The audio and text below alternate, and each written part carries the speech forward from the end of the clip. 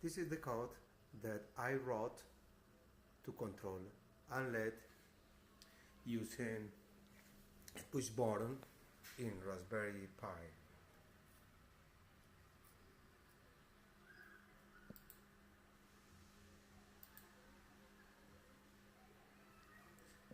When the push button is not pressed, the LED blinks. When I press the push button, the LED remains on.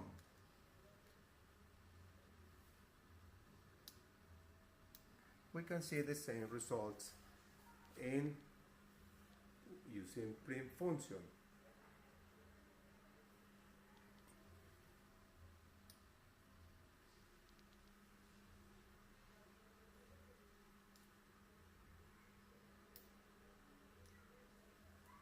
This is the end.